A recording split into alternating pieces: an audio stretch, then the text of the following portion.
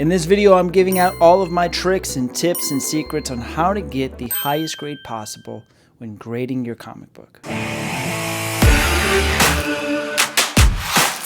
What is up, guys? Welcome to the Paper Chase channel. My name's John. I make YouTube videos that help people collect comic books and sell or fund the hobby. But if you like that kind of stuff, hit the like button, consider subscribing. All right, so this video here, if you like grading comic books, it's for you. If you don't like grading comic books and you clicked on this video, I appreciate it. But what the f are you doing? But the video today has some very, very valuable information. If you're somebody who will continue to grade comics, I promise the information I'm going to give you in this video will be beneficial. And who knows, maybe even sneak in a 9.9 or a 10.0 somewhere down the line in the future.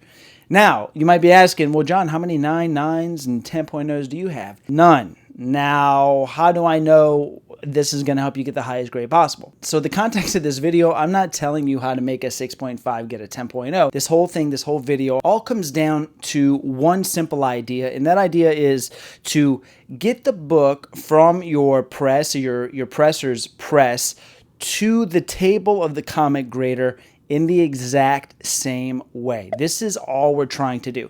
So before you even try to get a 9.8, 9.9, you need to know what to look for. You need to know if these books are actually worthy of those grades, which is number one. Number two is cleaning and pressing comic books. It's one of the facets of the hobby that I find the most enjoyable. I don't buy graded comic books, but I do enjoy finding them in the wild and getting them to that potential grade. It's super fun. But if you don't clean and press your comic books, maybe this is something that you can forward this video to your presser and say, hey, do you use any of these methods? So what I'm going to try to help and explain with this video is what happens after the comic book is pressed to the hands of CGC. That gap is so important. So in this time window here, you really have a few enemies. One of your enemies is a thing called reversion. Reversion is basically when the defects that were in the book before you pressed it end up coming back by the time the grader gets their hands on it. And there's a number of things that you can do to try to prevent this from happening.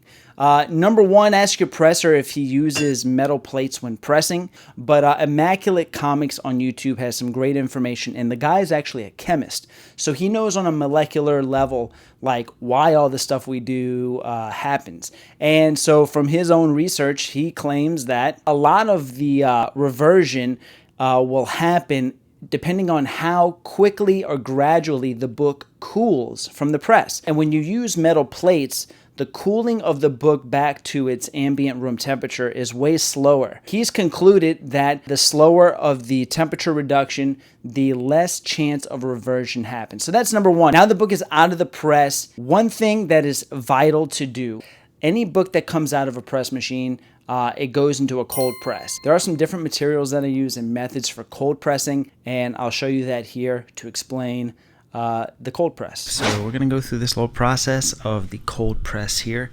You can see I already have some books currently in the cold press waiting to get packed up and go to CGC. Quick room tour. There's the wall. There's some books. Fun stuff. And maybe I'll do a room tour one day. But this is the setup. And here's the pressing station. So we are going to go over to the press and we're going to pull out our book. Alright, so we're set up here. First going to do a quick evaluation of the book. Make sure there's nothing that I missed in the press. Make sure no dust particles or any debris landed on it and pressed right into the cover. That sucks. And you can see the book that we're talking about here is this is Planet Comics #1, Dave Stevens cover. Got a great deal on this on eBay. For the price, for the condition, was just incredible. So, all right, let me do a little light sweep here.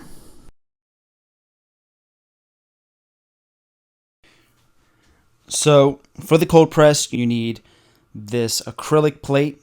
Link to this will be in the description. I got this on Amazon. I think you can get 6 for $26. They're about 3 millimeters thick, and they're great for multiple reasons, but The second thing you're going to need is a Swiffer cloth, because you need to make sure there's no dust, debris, anything when doing this, because it will also press itself into the book. So always clean your plate away from the comic, away from the area where you're going to be laying this thing down. So let me do that real quick. All right, now the inserts that are left inside the book when it's cold pressed is what I do is I take out just the backer board and I leave in the front and the back inserts. This is cardstock here. And this works really well because when you take out the backer board and you leave just the inserts, it really gives the book a natural flat look. You want it to look like it was just sitting on a comic rack. All right, so you can see I got 3 stacks going here, and I only go 3 books high per stack. And you can stack, the very bottom of the stack is a magazine backer board. Then it goes comic book, then it goes acrylic plate, comic book, acrylic plate, comic book, acrylic plate. 3 books high max. You don't want any more than that. And these 3-pound plates here, I'll put a link to those on Amazon. I think it's $9 for a set of 2. These are cool because you can do like a lot of books at once if you're doing a large submission, and it allows everything to just kind of stay in that pressed state. All right, now when you're removing the weights here, you can never, or not that you can never, but you should never pick straight up. It always shifts the plate. So every time I pick a weight up, I'll roll it off. There's a lot of rolling motions when handling this stuff because you want everything to just kind of stay put and go exactly where you need it to go. Same thing with the plate here, you'll see in a second. So when I take this plate off of the book here, I roll it off from the spine outward because there's a little bit of an attraction. And I think there's like a different charge, a positive and a negative charge from this and the book. So what happens is when you go to lay this down on the book is attracted to the plate here, and it just keeps an airtight seal. But when you take this off, you cannot just lift it straight up. You can risk tearing the book and stuff. So a lot of rolling motions, like I said. All right, so before I put my Planet Comics down, I'm going to do another sweep of the plate here and just lightly brush off anything that might have landed on here before I put the book down. Now, these things are super thick, so you don't really have to worry about any kind of spine, weight transfer, anything like that, but I still try to match up the spines exactly. And again, go back to my cloth and just lightly brush this away from the book. And then I'm going to go to my plate again and wipe it down again. Now you're going to see that attraction that I was talking about happen here. So I always start, again, from the spine like this, and then I gently lay the book down, and you're going to see the cover. See how it flies up and sticks to it, and then just lay it down like that. And then that thing is really, really sticking to that plate really well. Then I put my weight down about right there. Now, of course, I still got to put that X-Men 221 back on here, but I'm going to wipe that down and wipe another plate down before I do that. These will stay in this position until I go to ship them to CGC. They're not coming out. They're going straight from here to a fresh bag and board. I'm going to do a separate video on how I ship these out. That is just as important as a cold press when it comes to try to limit reversion. It's just as important how you ship these books out as it is to do a cold press. Okay, so that was the cold press method. That's what I use. Links to those materials and things will be in the description below if you want to use them. All right, and next up after the cold press is the actually assembly to go to CGC before I ship them out. This is how I bag and board and ship the books. Another very, very important part of this step to ensure that your books get to where they're going in the condition that you left them in. So here's that. All right, the final step now, we're going into the packaging portion of it and kind of the final inspection, wipe down / packaging portion. Once I take them out the cold press, and we can see I've got all of the acrylic plates in the books that have been cold pressed for weeks now. They're all ready to go. I've got the packing list already printed. So my next step now is to give each book a final inspection, a final buff, just to kind of add a little bit of extra shine to it, if it even helps. I think on some books it helps, honestly. I think on some books maybe it's just a little placebo effect, but it doesn't hurt. This is, I feel, very important as well, the types of bags and boards that you use to send these to CGC. So I'm using these Comic Pro 56-point boards. These things are super thick. I mean, this is probably 4 backer boards, regular backer boards together. That's how thick this thing is. So I can put a link to that in the description. And then for the bags that I use regular Silver Age resealable bags, and this is to minimize the mistakes that people can make. You want to have them access your book as easily as possible. Removing of the tape might just entice more fumbling with the book. This is super easy. They just pop it open, take the book out. I'm trying to make it as easy for them as possible. All of these things matter. That's our goal. I want as if the grader were to walk in right now and look at this book the way it is. And that's why I take all of these steps into doing all this. So I'm going to buff everything down, bag it, board it. I'll go over the shipping stuff. But all this stuff happens within about an hour after the cold press. I don't want them hanging out for too long outside of the bag and board, especially down here in the southern states.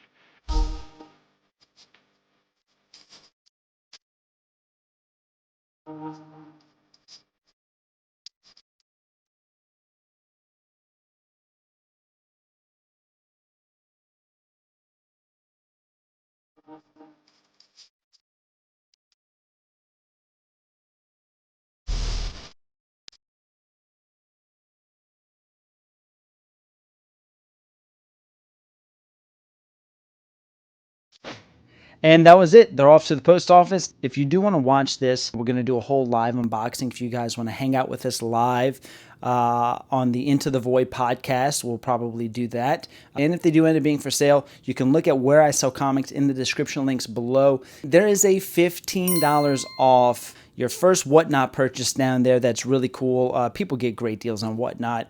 It's just kind of the nature of the beast that they've created there.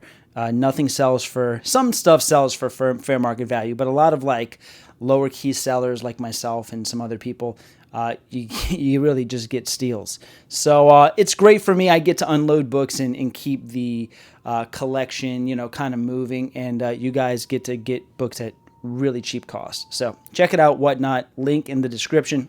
But that's it. That is my secrets, tips, tricks on how to get the highest grade possible. I really believe in every step that I've done in this video, and I think if you're not doing them, not that you can't get those highest grades, but again, it's all about chances and minimalizing the potential risk that happens once these books end up getting into the elements and into the hands of other people. So that's it. I hope you guys enjoyed the video. Hit like on your way out, and we'll see you on the next page.